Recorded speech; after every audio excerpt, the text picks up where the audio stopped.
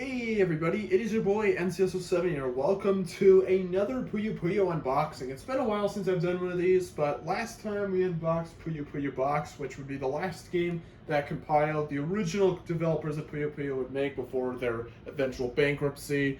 And today we're gonna we're gonna kind of go into a more obscure game. Now this game was one of the first ones made by Sega, as the rights would eventually go to Sega, which would basically be the case for, at least currently, they still hold the rights. And we're going to look at something a little bit more interesting now. I was originally going to do Minute Puyo Puyo next, as that's the next side game, but I came across this at MGC.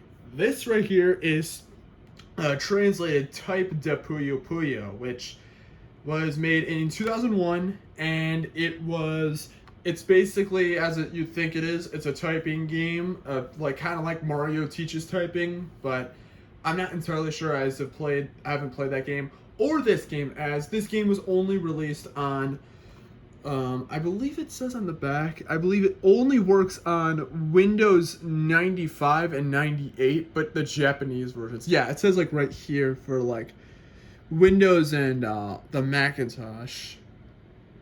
But it's a very odd game, and what's interesting about this game is that I couldn't find any listings for this game on eBay. Like, honestly, searching the game up online really doesn't get you too many results, and there's like no eBay listings for this game. I can't find anything on even pricecharting.com. So I have no idea, like, genuinely how rare this thing is, because this is probably the most obscure Puyo Puyo game ever, considering this is the only one I've seen that has no listings online, period. So, yeah, and I only paid $25 for this, and I think that's pretty solid for a game that, like, I mean, I don't see it getting really expensive or, like, really rare, considering it's not gonna ever probably do well since it's extremely obscure. I'm sure even, like, the most hardcore Puyo Puyo people probably don't know of it, but, yeah. But let's kind of examine this a little bit more. So this is the front, and then we got the side, which is the Japanese name, and on this side we actually have the English name, which is interesting. Nothing really on the top or bottom, but on the back we have all of these pictures and whatnot. Now, this game is similar to that of Puyo Puyo Sun. It actually uses a lot of assets from that game, but it does have its own assets and whatnot, and I don't actually know how it plays because I did kind of want to play it, but unfortunately I don't have any of the operating systems off or software or whatever to actually run it. So yeah, I'm pretty sure that someone did dump the game online, but I'm not entirely sure. And then we've got the disc, the compact disc, if you can remember when those were a thing. So let's hold this up. So there's the disc, and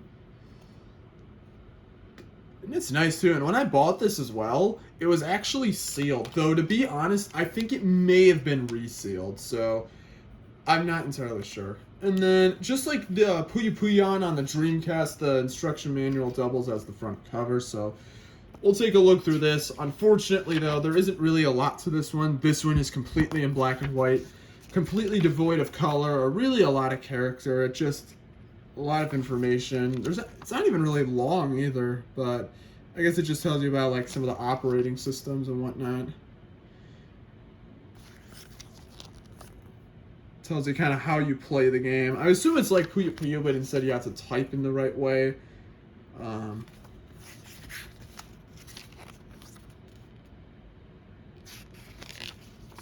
But yeah, it's not really that interesting. That's the entire goddamn instruction manual. Really devoid of personality or really anything. But to be honest though, I can definitely imagine this game was not made like with the intention of being like a big game. This was kind of meant to just kind of be more of an educational game for the little kids to teach them how to type with an English keyboard, so that's a little interesting. Only released in Japan, and it was actually, I want to see, because I believe, well, it was made by Sega. It was made by Biox Corporate Limited. I don't know. I have no idea, but this is definitely by far one of the strangest things I've seen. And I saw this at MGC, and I was just like, I have to buy this. I have to buy this. This is probably one of the most. This is probably like the only way I'm ever going to be able to get this game, and it was only $25. I mean, how could I not? But yeah, so anyways, I know this is a bit of a shorter one, and I do kind of wish that I was able to actually play, but even honestly, even so, even if I was able to get it work on like a computer or something like that, I wouldn't even know how to play it anyway, since it was only released in Japan, so it's in Japanese, so I wouldn't know. But I hope you guys still enjoyed it anyways. So thank you guys for watching the video. Let me know what you guys think of this, or if you even knew about this game.